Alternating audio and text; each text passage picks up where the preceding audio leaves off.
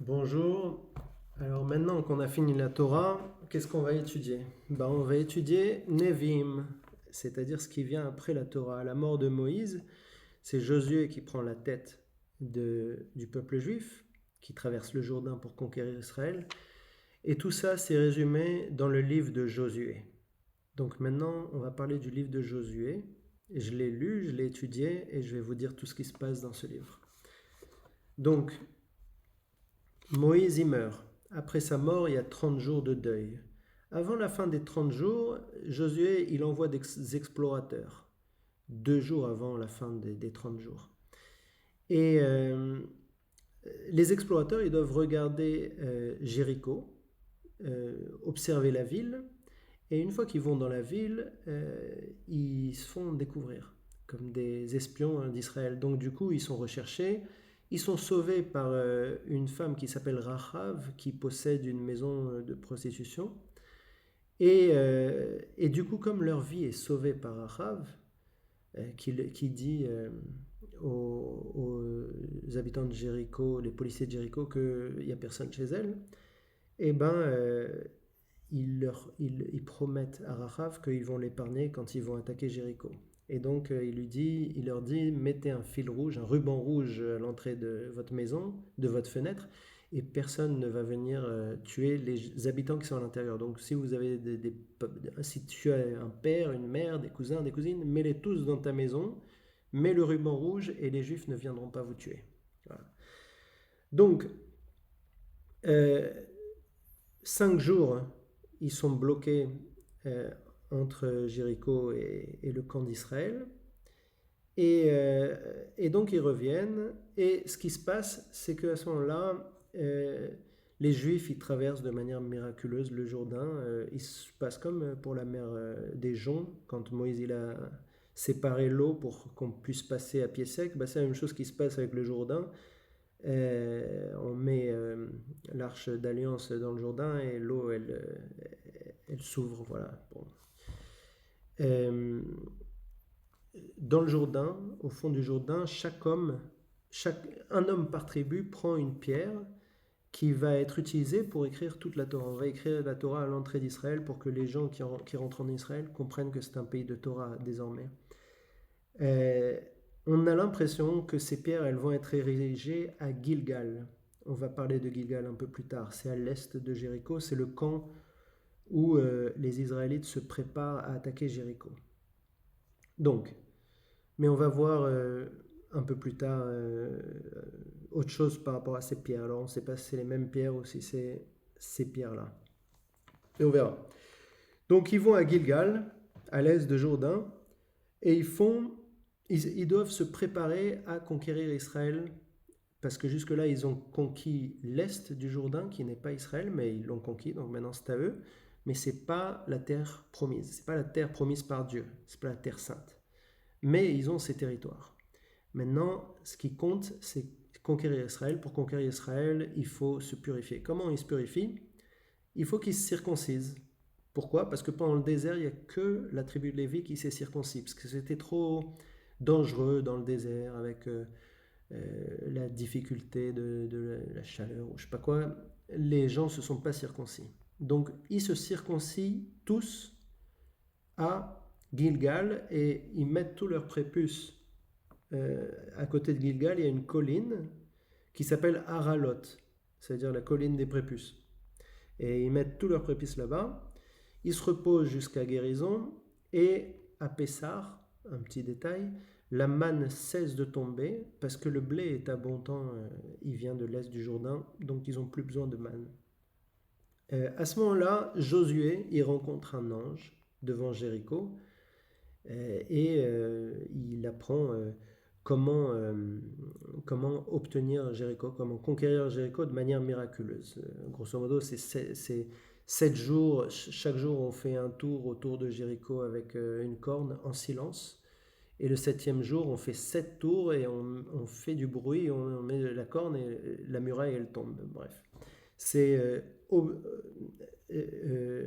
évidemment un miracle. On voit que c'est une conquête miraculeuse. Et Josué, il dit qu'il donne un anathème sur les biens de Jéricho. Ça veut dire que personne n'a le droit de voler les biens de Jéricho. Quand ils arrivent et qu'ils conquièrent Jéricho, ils doivent brûler tous les biens. Maintenant, ça va lui être reproché un peu plus tard. Je vais vous dire après. Et en plus de ça, il fait une adjuration sur Jéricho. Il dit celui qui veut reconstruire Jéricho, ben celui qui pose la première pierre, il perdra son aîné, et celui qui pose les portes, il perdra son benjamin. Donc il ne faut pas reconstruire Jéricho. C'est Josué qui dit ça. Mais le problème, c'est que lors de la conquête, bon, bien sûr, il gagne, mais il y a quelqu'un qui s'appelle Akan ben Carmi, fils de Zérach, donc fils de Tamar et Yehuda, qui est coupable de violation de l'anathème. Ça veut dire qu'il a volé des tissus royaux à Jéricho et il les a cachés dans sa tente. Donc, bon, personne ne le sait, mais il y a des espions qui reviennent de la ville voisine qui s'appelle Haï. C'est intéressant parce qu'il y avait un pharaon qui s'appelait Haï, entre Toutankhamon et Horemheb, si vous connaissez en égyptologie. Donc ça voudrait dire que ça pourrait être, quand on dit défaite contre Haï, on ne sait pas si c'est la ville ou une partie de Canaan qui était possédée par l'Égypte au temps de Haï, pourquoi pas, on ne sait pas. Hein. Mais bon, oublions ça, de toute façon, la Torah, elle dit que ça a l'air d'être une ville. Bon, on dit, c'est une ville très facile à conquérir, il n'y a pas besoin de tout le peuple pour aller la conquérir. Donc il donne assez d'hommes, mais il y a une défaite cuisante et les Juifs sont tués. Alors ils se demandent pourquoi. Alors Josué, il est très triste, il se met à terre, il dit à Dieu, mais pourquoi? Et Dieu, il lui dit, relève-toi, grosso modo, la Gemara, elle détaille, Sanhedrin 44a, que c'est Josué qui s'est attiré ce malheur parce que Dieu n'a jamais demandé à faire un anathème sur les biens des habitants de Jéricho.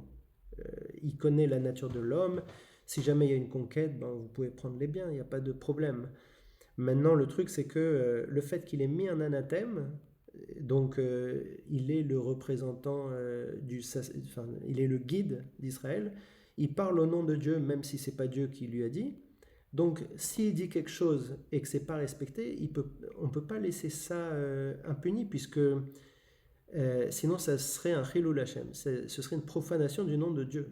Donc, Josué, il a été un peu extrémiste par rapport à ce qui lui était demandé, et maintenant il est puni. Donc, c'est lui qui s'est attiré. Et ce qui est intéressant, c'est que Achan, le coupable de ça, c'est pas lui qui a été puni. Il va être puni maintenant, mais c'est pas lui qui a été puni par sa faute. C'est des Juifs qui sont allés attaquer Haï. Donc le coupable, il est retrouvé par un tirage au sort, il est lapidé à Achor, et donc à ce moment-là, Hachem, il explique à Josué comment prendre Haï de manière non miraculeuse cette fois-ci, avec un stratagème. Ce qui se passe, donc il y a une victoire et une adjuration. Haï est condamné à la ruine et à la solitude perpétuelle et le roi de Haï est pendu, mais il n'y a pas d'anathème sur les biens de Haï. Josué, il a compris la leçon. Donc ensuite, on parle de l'écriture de la Torah sur les 12 pierres. Alors peut-être qu'on parle des 12 pierres du début, ou peut-être que c'est une nouvelle 12 pierres. Et c'est à ce moment-là qu'on fait les bénédictions sur le mont Gézirim et les malédictions sur le mont Ebal qu'on avait vu dans la paracha Kitavo. Vous vous rappelez, dans la paracha Kitavo, il y a ces bénédictions, il y a 6 tribus sur un mont, 6 tribus sur un autre, et les Lévis au milieu. Et on parle, béni soit celui qui fait ça, et maudit correspondante, celui qui ne fait pas ça. Donc c'est tous les péchés faits en secret. Et donc c'est à ce moment-là que ça se passe, après la conquête de Haï. Maintenant, ce qui se passe, c'est qu'il y a tous les rois entre le Jourdain, la Grande Mer, c'est-à-dire la mer Méditerranée et le Liban, qui sont les Hittites, les Émorites, les Kénanites, les Périzites, les Chivites, les Yévousites, ils s'accordent pour attaquer Israël. Mais leur union, elle est faible. Il y a juste un petit peuple de Chivites qui habite à Givon, et qui représente aussi d'autres villes comme Képhira, Be'erot et Kiryat Yearim. Eux, ils usent d'un stratagème pour faire une alliance avec Israël. Comment ils font? Ils se déguisent en clochards presque, comme s'ils avaient fait des kilomètres et des kilomètres et des kilomètres pour aller voir Israël. Ils disent, on vient d'un pays très lointain, regardez, nos gourdes sont vides, on n'a plus de nourriture, notre pain est rassis, parce qu'on a marché très longtemps, et nos habits sont complètement abîmés par le voyage. On voulait vous voir parce qu'on a entendu tous les miracles, on veut faire une alliance avec vous. Et Josué et les princes témoins, je ne sais pas pourquoi il y a marqué Nassi et Dim, les princes, les anciens, on va dire, les princes, on va dire, et Josué, ils acceptent cette alliance sans consulter Dieu. Alors, du coup, 3 jours plus tard, ils découvrent l'arnaque, que ce n'est pas des gens qui viennent de loin, mais c'est des gens qui viennent juste à côté de Givon et tout ça. Quand ils comprennent l'arnaque, ils vont les voir et disent, mais pourquoi vous nous avez arnaqués ? Et eux, ils disent, parce qu'on ne veut pas bouger d'ici, on a compris que vous allez gagner, et on ne veut pas partir d'ici, donc c'est pour ça, on a fait ce stratagème, et on est prêt à faire ce que vous voulez, mais on veut rester en vie. Donc, Israël, le peuple d'Israël, il commence à en vouloir au prince du témoignage, on n'en sait pas plus, ils en veulent, il y a un ressentiment. Et Josué dit, ok, on garde l'alliance, mais vous êtes réduits à être coupeurs de bois et porteurs d'eau pour nous. Et vous restez en vie. Et on garde l'alliance. Ce qu'ils acceptent. Et du coup, ce qui se passe, c'est que le reste du peuple cananéen, il est très énervé contre les habitants de Givon parce qu'ils ont entendu parler de cette alliance.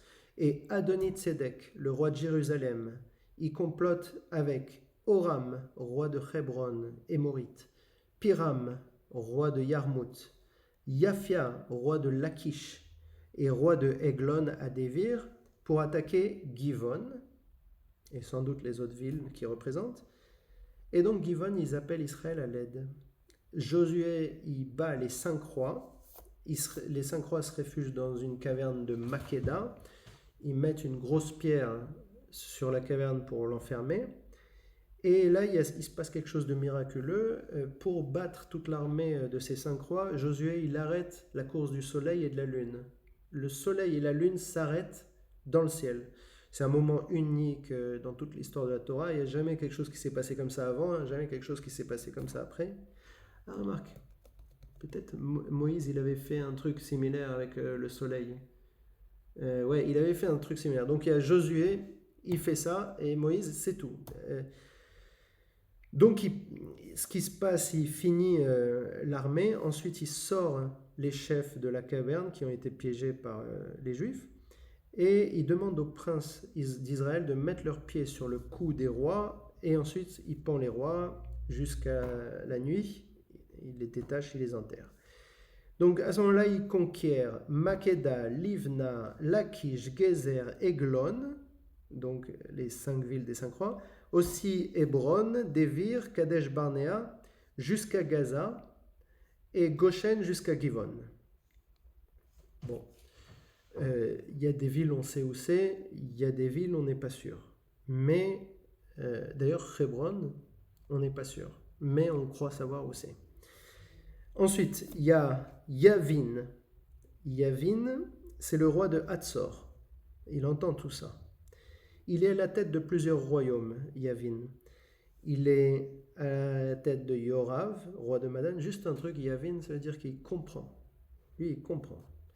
À la tête de Yorav, roi de Madan, de Shimron, de Arshaf, et les rois du nord, la région de Kinneret, d'Or, et tous les peuples qui sont au pied du mont Hermon. C'est-à-dire, il y a des représentations de chaque peuple au pied du... Le mont Hermon, c'est le mont le plus haut d'Israël. Et pour les idolâtres, un mont qui est très haut, pour eux, c'est leur Jérusalem. C'est la chose la plus sacrée. Donc, ils ont des Canaanites, des Périzites, des Yévousites, des Hittites qui sont établis au pied de Hermon, parce qu'on ne peut pas laisser le Hermon à un seul peuple. C'est trop sacré pour eux.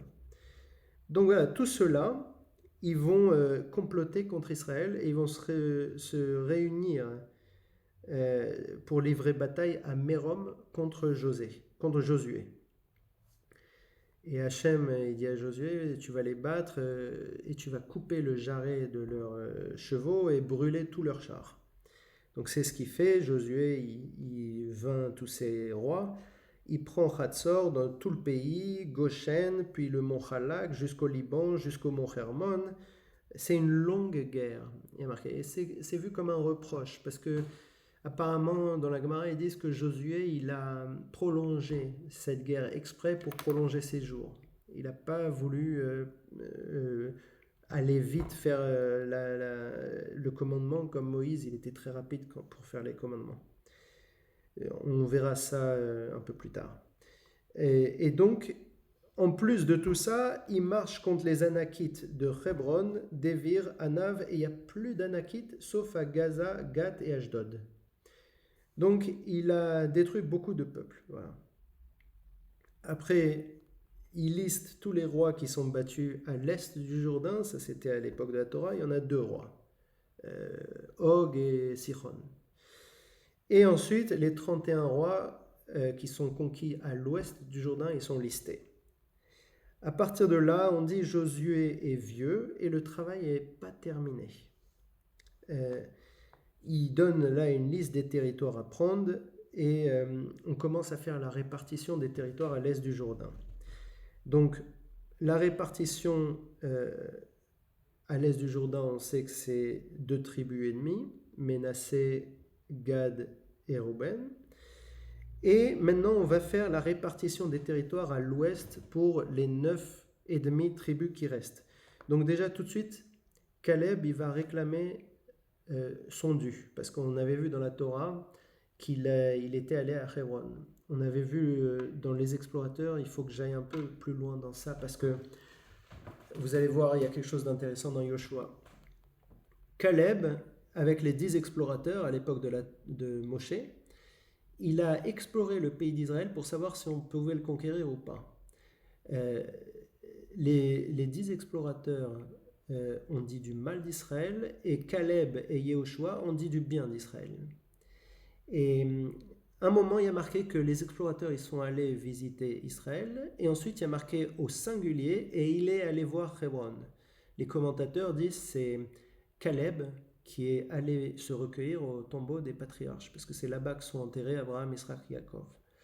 Donc, pour le remercier de ça, Dieu promet à Caleb, par le biais de Moshe, de donner Hebron à Caleb.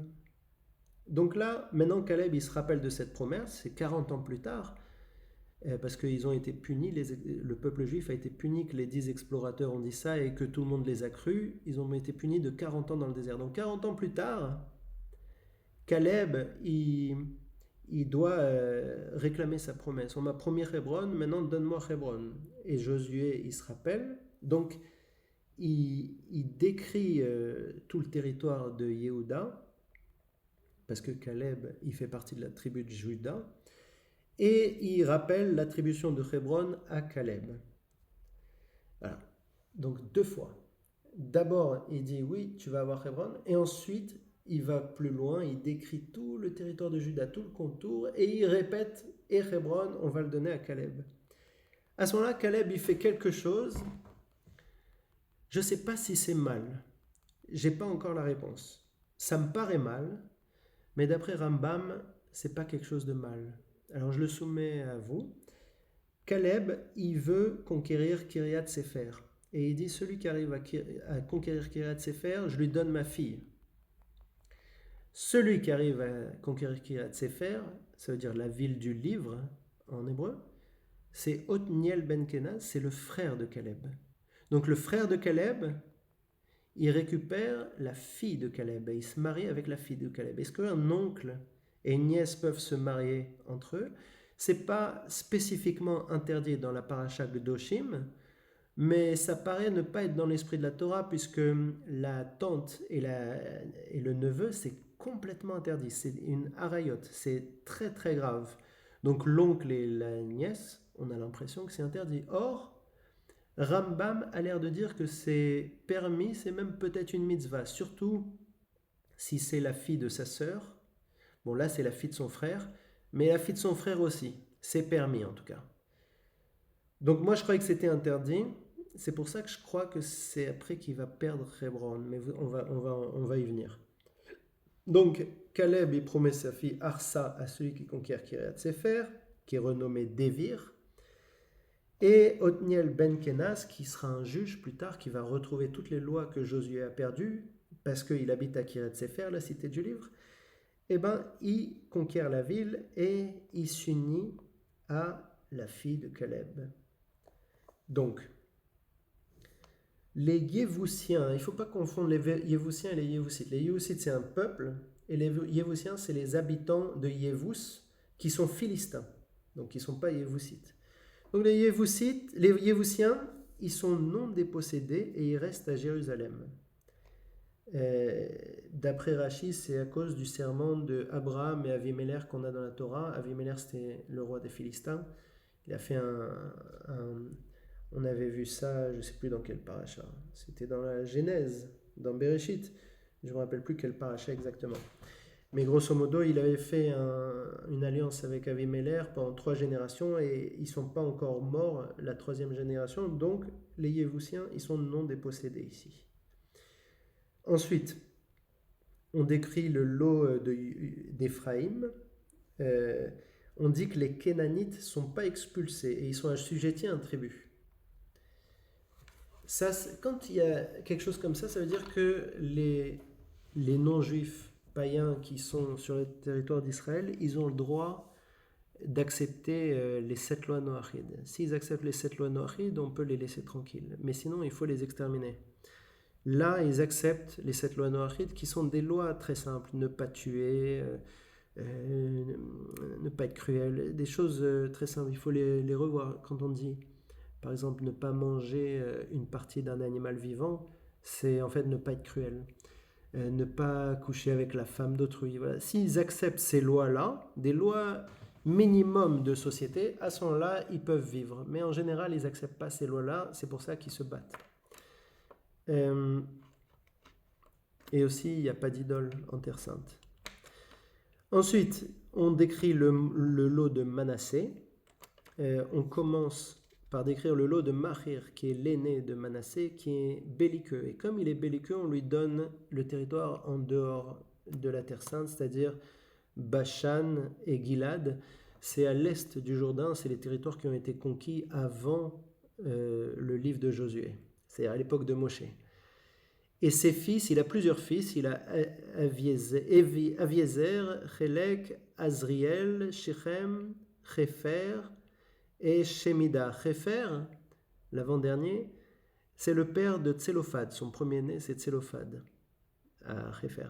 Et Tselophad, on sait qu'il est mort, et que Chefer, il a un autre fils qui est mort, sans descendance, et donc les 5 filles de Tselophad, elles récupèrent l'héritage non seulement de la part de Machir qui revient à Chefer, la part de Chefer parce qu'il est sorti d'Égypte, la double part de Tselophad parce que c'est le premier-né de Chefer, et la part de l'autre frère de Tselophad qui est mort. Donc les 5 filles de Tselophad, elles sont très riches. Il faut les rappeler, c'est Mahla, Noah, Agla, Milka et Tirtsa, et c'est grâce à elles que les femmes aussi peuvent hériter. N'est-ce pas? Donc, elles ont beaucoup de parts, les chanceuses. Maintenant, là-bas aussi, les Kénanites ne sont pas dépossédés parce qu'ils sont résolus à rester en Manassé et ils sont soumis à un tribut. Manassé, par contre, il se plaint d'avoir qu'un seul lot, un seul district, alors qu'ils ont eu une augmentation record de population. On a vu entre la paracha Bamidbar et la paracha Pinchas, il y a 20 500 hommes de plus. Ils ont été bénis par une multiplication. Et c'est vrai que sur leur lot qui est très grand, il y a beaucoup de forêts, il y a beaucoup de montagnes. Alors Josué il leur dit, justement, vous avez beaucoup de monde, vous devez tout déboiser et tout occuper. Donc vous allez couper beaucoup de bois. Et c'est marrant parce que en hébreu, Manassé, ça veut dire que va-t-on faire? Que va-t-on faire? Et c'est eux qui se plaignent. Mais que va-t-on faire? On n'a qu'un seul lot. Et ils disent, il faut tout déboiser. Et ils disent aussi, Josué dit, chassez le Canaanite malgré ses chars de fer. Même s'il est fort, il faut le chasser. Ils ont dit, le Canaanite est non dépossédé. Josué dit, il faut chasser le Canaanite. Est-ce qu'ils l'ont fait? On ne sait pas, c'est pas marqué ici. Peut-être, on verra plus tard dans les juges, on va voir. Mais pour l'instant, il n'y a rien marqué, il n'y a rien qui prouve qu'ils ont chassé les Kénanites. Donc Manassé. Alors, ensuite, on établit le temple à Shiloh, et à partir de là, on dit le pays est conquis. Le pays n'est pas conquis. Mais comme on a établi le temple à Shiloh, la conquête va être beaucoup plus simple d'après les commentaires. 7 tribus doivent encore obtenir un territoire, on n'a pas encore vu les 9 ennemis, on a vu, voilà. Donc Manassé, c'est une demi-tribu. On a vu Yehuda, Ephraim, on a vu Yehuda, Ephraim, Manassé. Donc maintenant il y a 7 tribus. On avait vu la moitié de Manassé côté est, et maintenant on a vu l'autre moitié côté ouest. Maintenant, il y a 7 hommes des 7 tribus qui vont être désignés pour parcourir le pays et diviser le plan selon le nombre d'hommes. C'est un rappel de Bamidbar 26-54. Donc, Benjamin, il se met entre Yehuda et Yosef, et sa partie, elle contient Jéricho, sur laquelle il y a une adjuration de ne pas reconstruire. Je ne comprends pas, si jamais vous avez la solution, je ne comprends pas pourquoi Josué, il a fait une adjuration sur Jéricho et sur Haï, alors que ça devient israélien.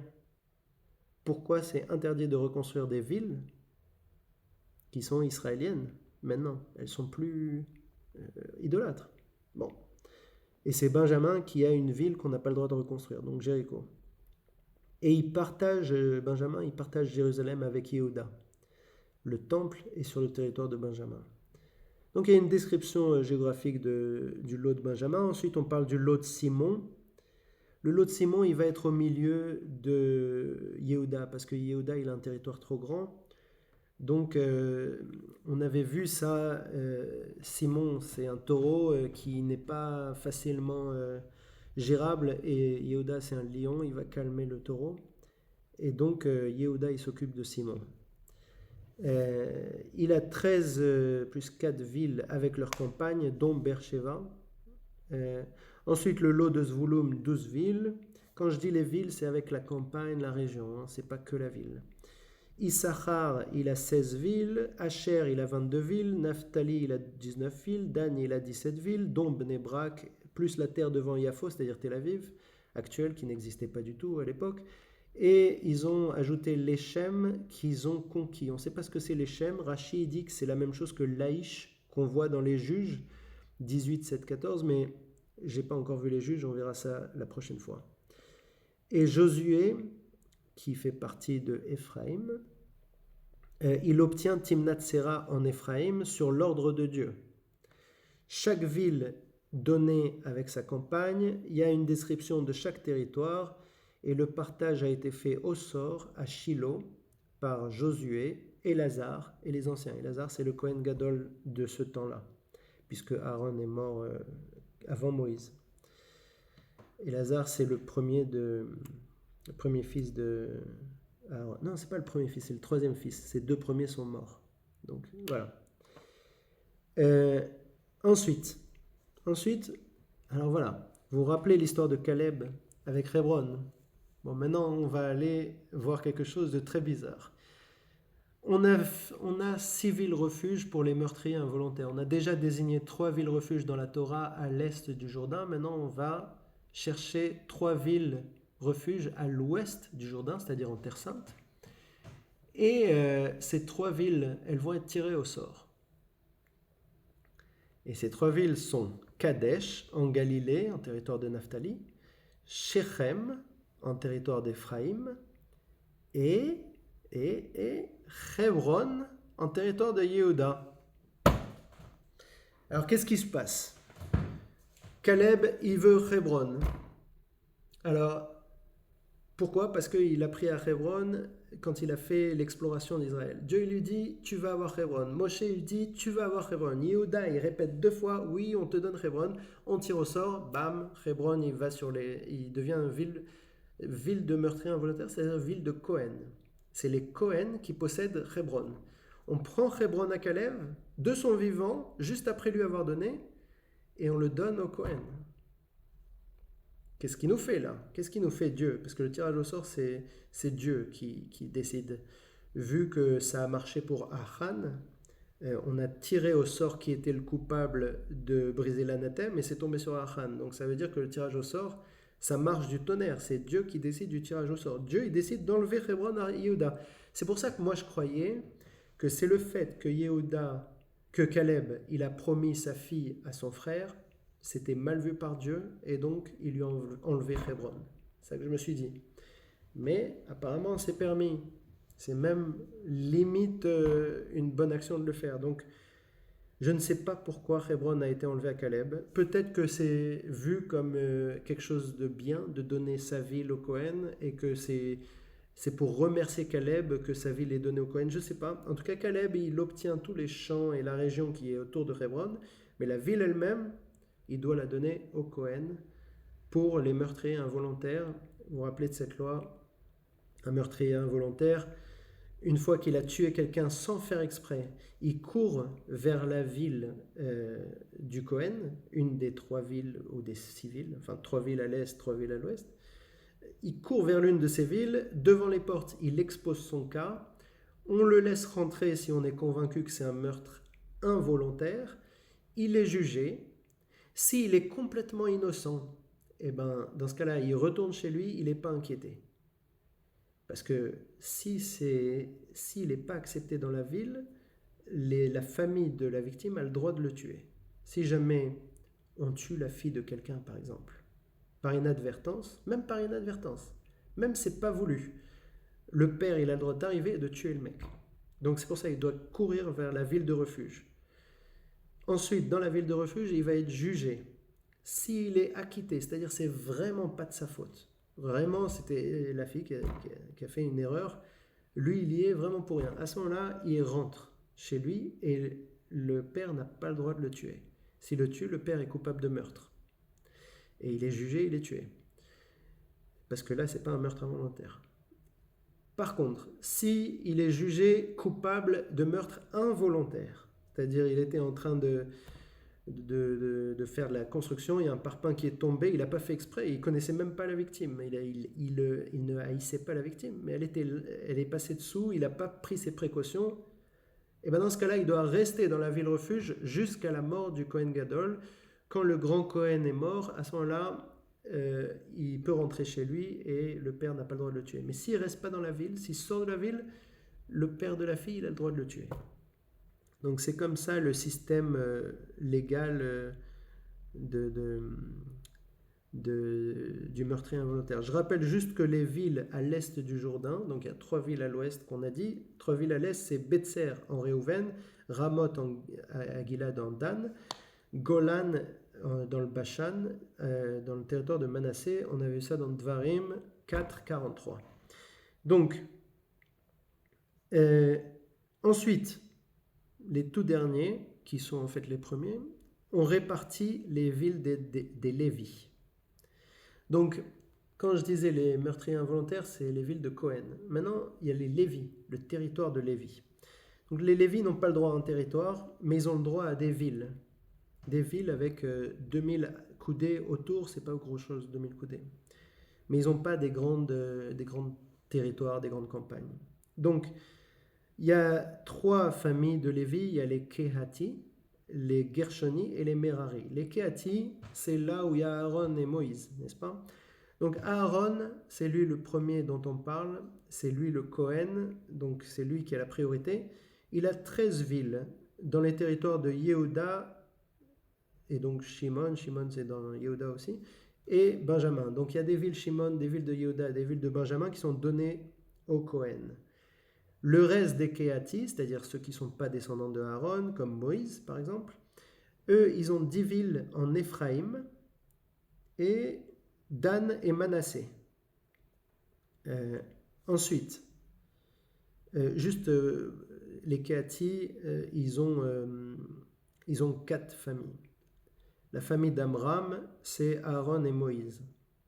La famille de Itzar, Chevron et Uziel, c'est d'autres Kehati.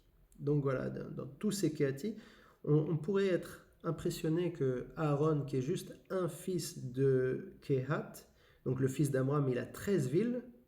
Donc il a une double part, Amram c'est le premier-né, c'est normal, mais 13 villes pour Aaron, qui est le premier-né du premier-né de Kéhat, alors que Itzhar, Révron, Uziel et le reste de Amram, ils ont 10 villes. Ouais, il y a quelque chose d'étonnant, mais bon. Ensuite, les Gershoni, donc c'est le frère de Kéhat, Gershon, il a 13 villes en Issachar, Asher, Nephtali, Manassé. Les Merari, ils ont 12 villes en Réhouven, Gad et Zulon. Donc, juste en aparté, les descendants de Aaron, dont on a vu les 13 villes, il y en a une, c'est Hebron, n'est-ce pas? Donc je rappelle juste ça. Il y a une grande discussion autour de Hebron, parce que Hebron contient le caveau de Marpella, là où il y a Abraham, Isaac et Yaakov qui sont enterrés. Et donc Abraham l'a acheté pour Israël.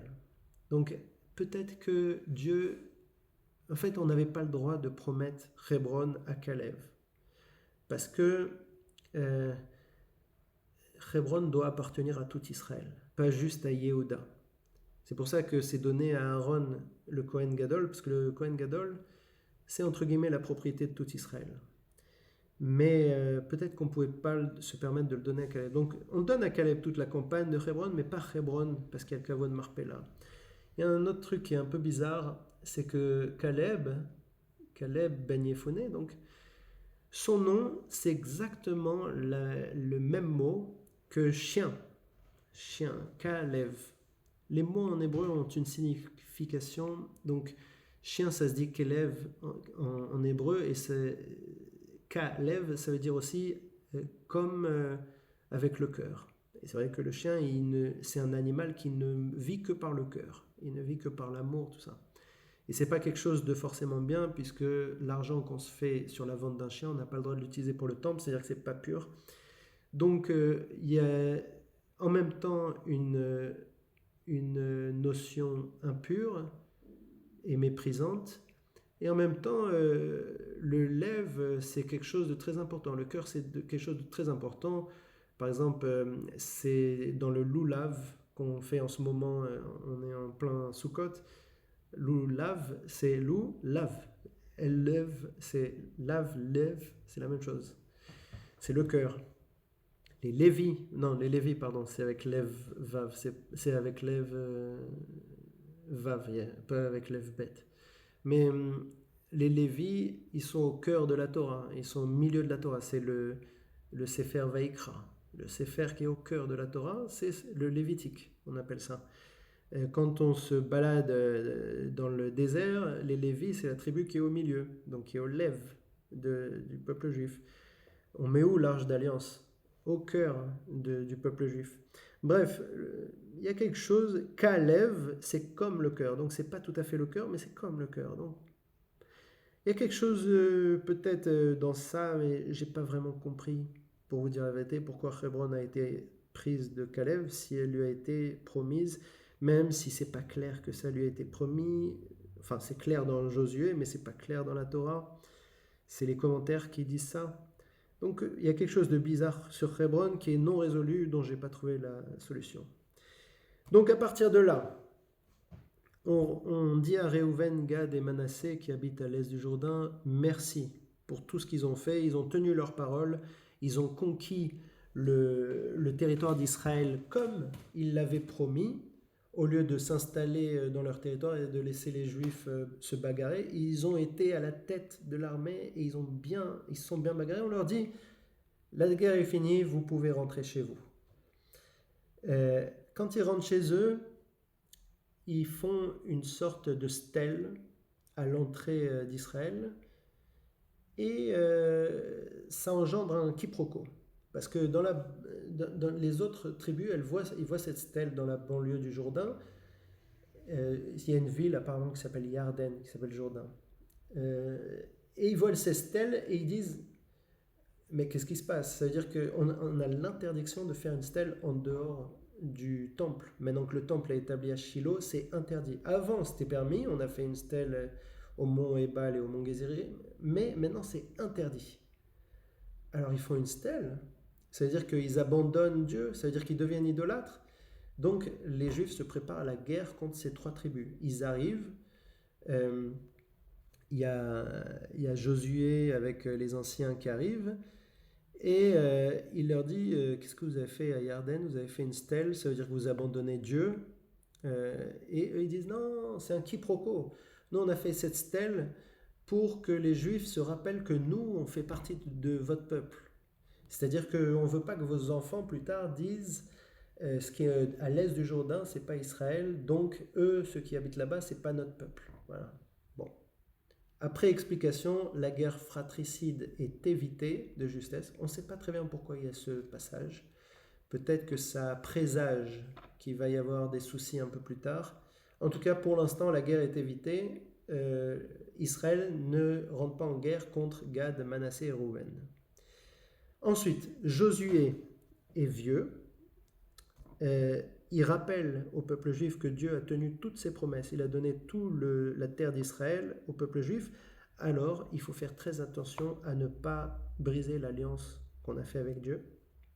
Josué rappelle toute l'histoire de la Torah depuis Terach, le père d'Abraham, qui était un idolâtre. On rappelle que les Juifs, ils ont des origines honteuses, parce qu'on est censé être humble, contrairement à tous les autres peuples de l'époque qui ont des origines glorieuses, qui ont des demi-dieux comme origine.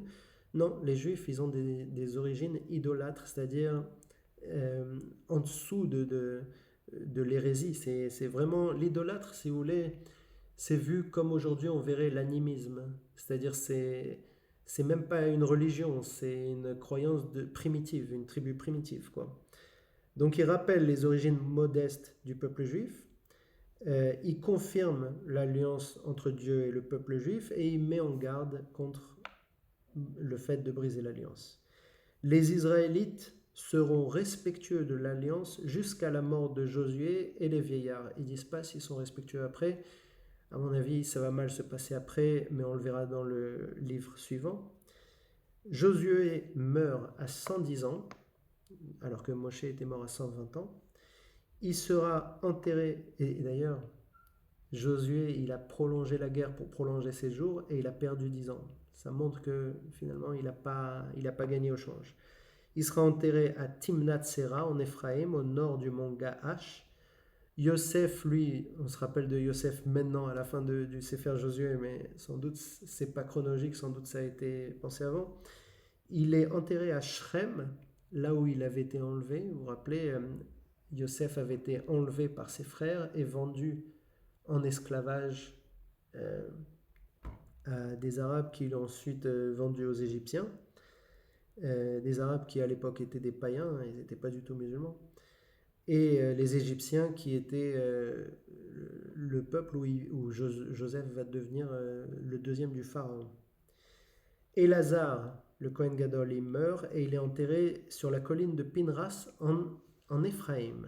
Alors, Pinhas, c'est le fils d'Elazar. Il est Kohen. Donc, il a des villes, on a vu. Le lot d'Aaron, c'était en Yehuda, Shimon et Benjamin. Alors, qu'est-ce qu'il fait en Éphraïm? Qu'est-ce qu'il fait en Éphraïm? La colline de Pinhas en Éphraïm, c'est pas possible. Alors Rashi dit, Pinhas, il a hérité d'une part dans le pays d'Éphraïm grâce à sa femme. Sans doute il était marié à une Éphraïm, et on voit ça dans la Gemara Baba Batra 111b. 111b, voilà. C'est comme ça que se termine Josué. On se voit la prochaine fois pour le deuxième livre après Josué, le deuxième livre des prophètes. Le deuxième livre des Nevi'im, c'est les juges. Et voilà.